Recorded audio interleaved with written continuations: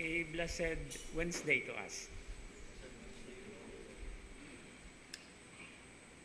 Today's gospel reading, this very beautiful parable, is not only all about the image that or the message that it gives, but it is also one of the so-called what we call sceneries or scenes in the gospel or in scriptures where we are being taught about time perspective.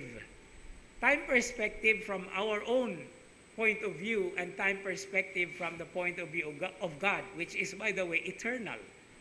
That His time is actually not limited by our own human time consideration. Now, regarding time perspective, especially in the language of scriptures, the original text of this parable does not use the time expressions like 9 o'clock or 3 o'clock or noon or 5 o'clock. Because the different time perspective which is used in the Gospels and in the Scriptures has something to do with dividing the whole day into 12 hours.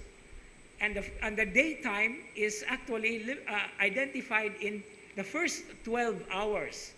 And the nighttime is again the second 12, divided into 4. The first watch, the second watch, the third watch, and the fourth watch. From 6 to 9, 9 to 12 in the midnight, 12 to 3 early in the morning, and 3 to 6.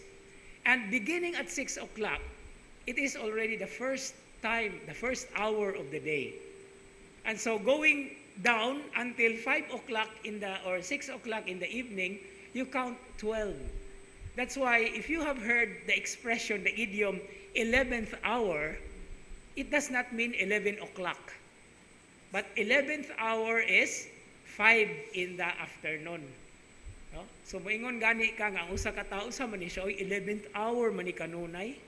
That is an elegant way of saying sigig ka late. No? 11th hour na, 11th hour. Okay? So this is the beautiful thing about here, because what is so significant about the 11th hour? Mo ni usahay ato ang tendency sa atong kinabuhi, no? We do things at the last nick of time. No? Kana bang murag apiki na kay sa tanan. But as humans, we do feel the pressure. We do feel the stress. But you know, in as much as God is concerned, whose time is not limited by human dimensions, anyone can come in anytime. Because for Him, it's all a constant time. That is why the details of the parable would somehow mitigate or sometimes mukusi sa ato ang pagsabot o panumduman, because we are using human perspectives and dimensions. But then, the story does not leave away or leave behind the justice that God is basing Himself upon. No? When He started to contract, to make the agreement with the first ones who came, mo man, just wage man. No? Hasta sa katapusan. So whatever is just for God is precisely because He sees something very precious in our lives, whether later or earlier or whatever time of the day or even at night. No? And this is what we have to always cherish, that God, of course, chooses us regardless of the time perspective. Ang atua lang on our side is, di lang sad punta magpalangay-langay. No? Di lang sad punta nauna naman ko diha, mulakaw lang sa ako, babalik na lang unya ko. No? But it's a constant bidding of time.